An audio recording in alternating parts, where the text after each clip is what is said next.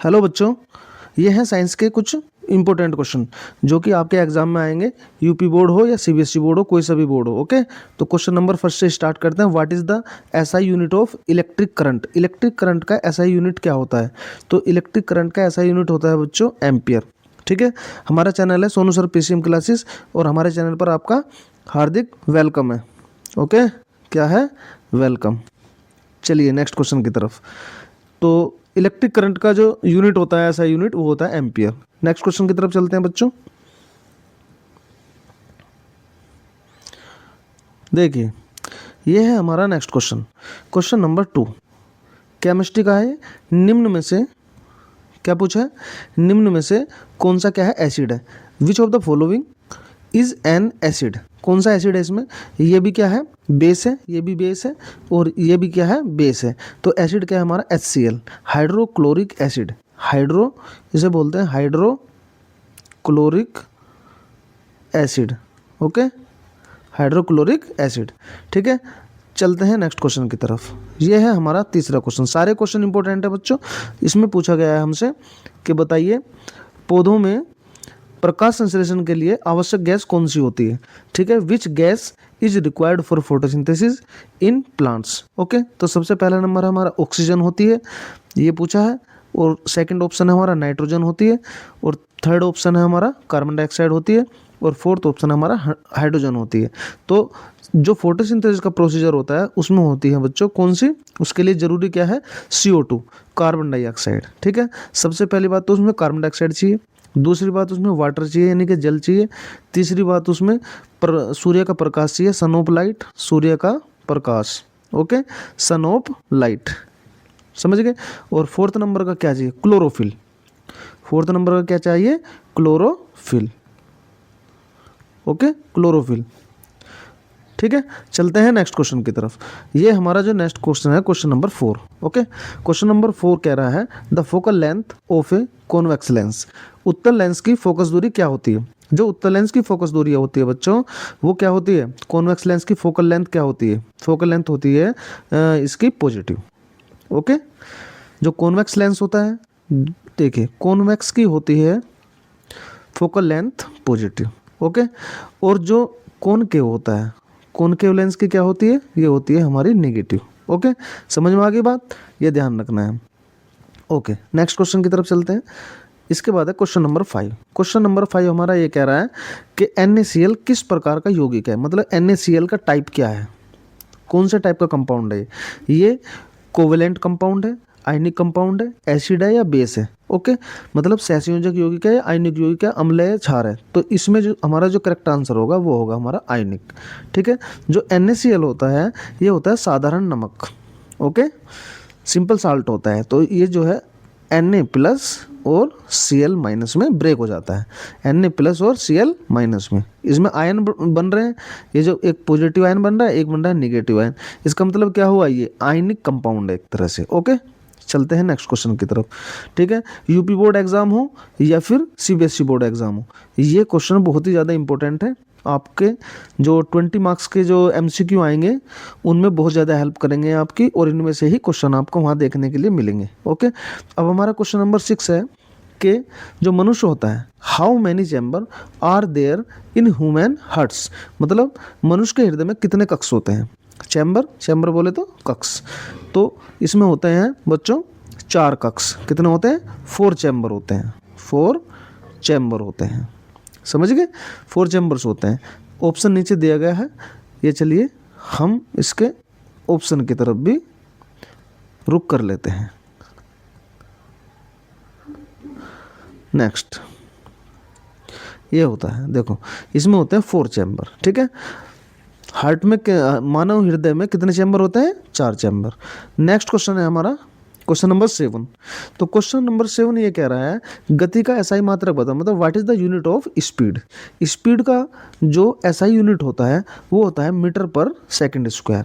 Okay, 4 option दिए गए हैं, मीटर पर सेकंड। ओके, सॉरी, ये नहीं होता, ये होता है मीटर पर सेकंड। ओके, ये किसका होता है? त्वरण का। ये किसका होता है? त्वरण का। एस्केलरेशन बोलते हैं इसको, एस्केलरेशन। ओके, ये त्वरण का होता है, मीटर पर सेकंड स्क्वायर। ओके, तो ये होता है मीटर प्रति सेकंड।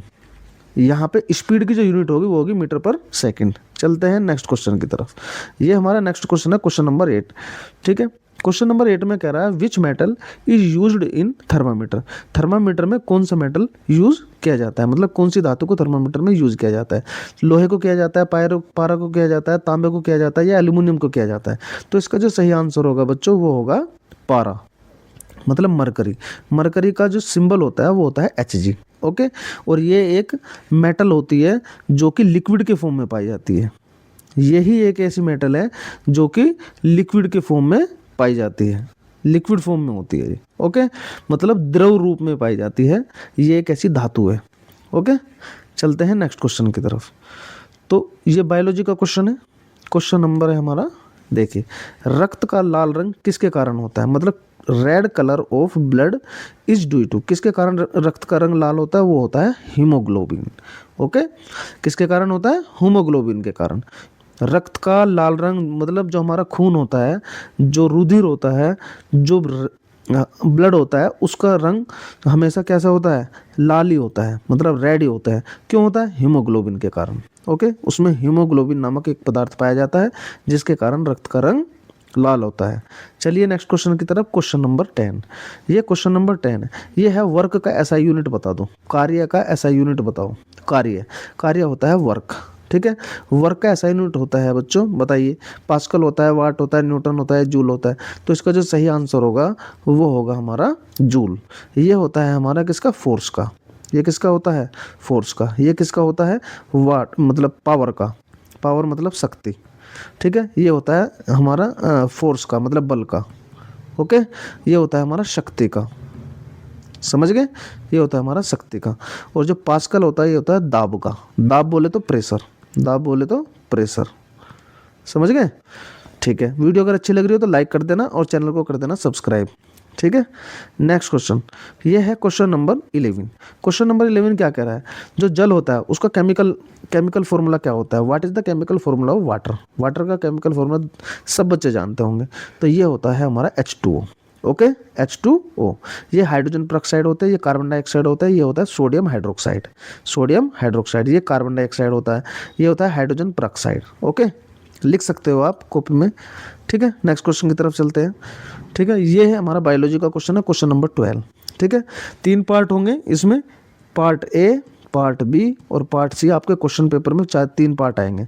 ठीक है, तो 3 पार्ट में हमारा केमिस्ट्री आता है, फिजिक्स आता है और बायो आता है। केमिस्ट्री आएगा, फिजिक्स आएगा और बायो आएगा। ओके, तो यहाँ पे क्वेश्चन नंबर 12 क्या कह रहा है कि where does digestion mainly occur, मतलब पाचन की प्रक्रिया मुख्यतः कहाँ होती है। पाचन की क्रिया कहाँ होती है बच्चों, मुख में होती है, अमाशय में होती है, छोटी आंत में होती है, बड़ी आंत में होती है। तो इसका सही आंसर होगा बच्चों अमाशय में, स्टोमक में। स्टोमक, समझे। तो ये होती है पाचन की प्रक्रिया, यहाँ पे जाकर भोजन पचता है। ओके, चलिए next question, question number 13। Question number 13 क्या कह रहा है, ओम का जो नियम है वो किससे संबंधित है, मतलब Ohm's law is related to, किससे रिलेटेड है, प्रेशर से रिलेटेड है, करंट से रिलेटेड है, या रेजिस्टेंस से यानी कि प्रतिरोध से रिलेटेड है, या फिर दोनों से, बी और सी दोनों से रिलेटेड है। तो देखिए ओम्स लॉ क्या कहता है, V = I और इनटू में R। ये होता है ओम का नियम। ओम का नियम ये होता है। तो इसमें देखो I करंट भी है, रेजिस्टेंस मतलब प्रतिरोध भी है, इसमें तो बी भी है और सी भी है। इसका मतलब ऑप्शन नंबर डी इसका बिल्कुल करेक्ट आंसर हो जाएगा। सही है, चलिए नेक्स्ट क्वेश्चन की तरफ। ठीक है, कमेंट्स बॉक्स में बच्चों जरूर बताना वीडियो कैसी लगी, और अगर हेल्पफुल लगी हो तो मुझे बता देना कौन से चैप्टर पे मुझे शॉर्ट क्वेश्चन की वीडियो बनानी है, लॉन्ग क्वेश्चन की वीडियो बनानी है। Okay, question number 14। ठीक है, साबुन का जलीय घोल कैसा होता है। साबुन जो होती है हमारे पास, वो उसका जलीय घोल कैसा होगा, अम्लीय होगा मतलब एसिडिक होगा, क्षारीय होगा मतलब बेसिक होगा, या फिर देखो इसका सही आंसर क्या होगा, क्षारीय। कैसा होगा, बेसिक। ओके, तो जो साबुन का जो जलीय घोल होता है वो क्या होता है, aqueous solution of soap is क्या होता है, बेसिक। ओके, नेक्स्ट क्वेश्चन की तरफ चलते हैं। ये बी और सी ऑप्शन है इसके, उदासीन भी नहीं होता।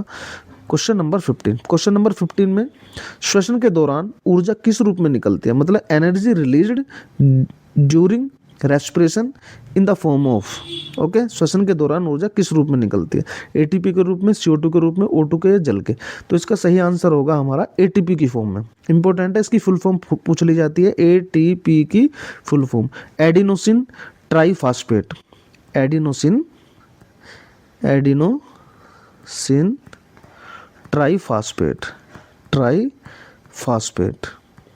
Okay, adenosine triphosphate, adenosine triphosphate,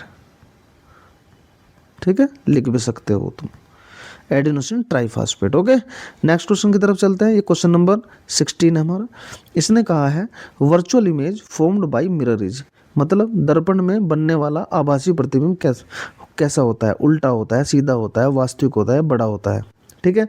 तो जो दर्पण होते हैं हमारे, मिरर जो होते हैं, वो हमारे कितने टाइप के हैं, 2 टाइप्स के। पहला है कॉनकेव मिरर, कॉनकेव, और दूसरा होता है हमारा कॉन्वेक्स, ठीक है, ये होते हैं। तो देखिए इसने पूछा है मिरर की, मिरर हमारा, तो मिरर दर्पण में बनने वाला आभासी प्रतिबिंब किस में होता है, तो प्रतिबिंब होता है किस में, सीधा, ठीक है। तो दर्पण में बनने वाला आभासी प्रतिबिंब कैसा होता है, सीधा होता है, इरेक्ट बोलते हैं उसको, ठीक है। दर्पण में बनने वाला, अगर आभासी की बात आती है तो इसका मतलब वो सीधा बनेगा, तभी उसे आभासी कहेंगे, ओके। उल्टा बनेगा तो उसे वास्तविक कहेंगे, ठीक है। तो नेक्स्ट क्वेश्चन की तरफ चलते हैं। क्वेश्चन नंबर 17, बेकिंग सोडा का केमिकल नेम बताओ, chemical name of baking soda is. तो बेकिंग सोडा का केमिकल नेम क्या होता है, चलिए अब हम ऑप्शन की तरफ चलते हैं। बेकिंग सोडा का केमिकल नेम क्या होगा, तो ये है sodium carbonate, sodium bicarbonate, sodium calcium carbonate, या फिर वाशिंग सोडा, ठीक है। तो बच्चों ये होता है सोडियम बाइकार्बोनेट, सोडियम बाइकार्बोनेट ये होता है हमारा बेकिंग पाउडर, ठीक है। बेकिंग पाउडर का सोडियम बाइकार्बोनेट, इसका फॉर्मूला क्या होता है, NaHCO3, NaHCO3, ठीक है। और ये होता है वाशिंग सोडा, वाशिंग सोडा होता है Na2CO3, ये होता है washing soda, okay. Calcium carbonate का फॉर्मूला क्या होता है, CaCO3, कैल्शियम कार्बोनेट। और सोडियम कार्बोनेट का फॉर्मूला क्या होता है, Na2CO3, ओके। ये दोनों एक ही चीज़ है, तो इसका क्या आंसर आ जाएगा, सोडियम कार्बोनेट। बेकिंग पाउडर का फॉर्मूला क्या होता है, NaHCO3। नेक्स्ट क्वेश्चन की तरफ, ठीक है। क्वेश्चन नंबर 18 है, यहाँ देखिए बायोलॉजी का क्वेश्चन है। ये कह रहा है transport of water in plants occurs through, मतलब पौधों में जल का जो परिवहन होता है वो किसके द्वारा होता है। 4 ऑप्शन देंगे, फ्लेम के द्वारा, जाइलम के द्वारा, रंध्र के द्वारा, पत्तियों के द्वारा। मतलब फ्लेम, जाइलम, स्टोमेटा और लीव्स, किनके द्वारा जो है जल पौधों में नीचे से लेकर ऊपर तक चला जाता है, पत्तियों तक चला जाता है। तो वो कौन है, तो वो है बच्चों जाइलम। जाइलम के द्वारा वाटर जो है वो पत्तियों तक पहुंच जाता है, और मतलब पौधे के हर पार्ट में किसके द्वारा पहुंचता है जल ऊपर, तो पहुंचता है जाइलम के द्वारा, ओके, ठीक है। तो अब हम ये जो फ्लोएम है ये क्या है, ये फ्लोएम जो है फूड को जो है ये फूड बनाने का काम करता है, मतलब फूड को ले जाता है। ये जैसे यहाँ पे लिखा है पौधों में जल का परिवहन, तो पौधों में अगर खाने का परिवहन करता है वो कौन करता है, वो करता है फ्लोएम, ठीक है। ये ध्यान रखना, दोनों ऑप्शन बहुत इंपॉर्टेंट है दोनों, ओके। तो नेक्स्ट क्वेश्चन की तरफ चलते हैं। क्वेश्चन नंबर 19, इसमें बताया है, इसमें दिया गया है कि फॉर्मूला ऑफ पावर इज, ठीक है। शक्ति का सूत्र बताओ। देखो बेटे, शक्ति को करते हैं हम P से रिप्रेजेंट, पहली बात। दूसरी बात, इसका जो यूनिट होता है, यूनिट क्या होता है इसका, वाट। क्या होता है इसका यूनिट, वाट। पहला क्वेश्चन, यूनिट क्या होता है इसका, वाट। और इसे P से रिप्रेजेंट करते हैं, P इक्वल टू होता है W/T, W/T। W क्या होता है हमारा वर्क, और T क्या होता है हमारा टाइम, ओके। तो इसका जो आंसर आएगा वर्क अपॉन टाइम आएगा, work upon time, work divide by time, okay. तो ये इसका सही आंसर है बिल्कुल। और इसका जो यूनिट होगा वाट होगा, ठीक है, इसको भी याद रखना है। तो इसका दूसरा यूनिट भी होता है जूल पर सेकंड, जूल पर सेकंड, ठीक है। तो नेक्स्ट क्वेश्चन की तरफ चलते हैं, जो कि हमारे इस आज का जो है लास्ट क्वेश्चन रहेगा। देखिए ये है लोहे में जंग लगना किस प्रकार की अभिक्रिया है, मतलब rusting of iron is a type of, ठीक है, ये किस प्रकार की अभिक्रिया है, ठीक है, ये रिडक्शन है, ऑक्सीडेशन है, या न्यूट्रलाइजेशन है, या फिर डिस्प्लेसमेंट है, मतलब अपचयन है, ऑक्सीकरण है, उदासीकरण है, या विस्थापन है। तो इन चारों में से ये है हमारा ऑक्सीकरण, ठीक है, ऑक्सीडेशन, ठीक है। तो लोहे में जंग लगने की प्रक्रिया क्या हो जाएगी हमारी, ऑक्सीडेशन, ठीक है। तो ये थे हमारे 20 क्वेश्चन, और 20 क्वेश्चन ये बहुत ही ज़्यादा इंपॉर्टेंट है, ठीक है बच्चों। और अगर किसी भी टॉपिक पे या किसी भी चैप्टर पे आपको पर्टिकुलर वीडियो चाहिए तो कमेंट्स बॉक्स में ज़रूर बताएं, मैं आपके लिए जो है वीडियो बना दूंगा, एग्ज़ाम से पहले पहले आपकी जो है पूरी तैयारी करा दूंगा। ओके, तो मिलते हैं नेक्स्ट वीडियो में, तब तक के लिए thank you all of you.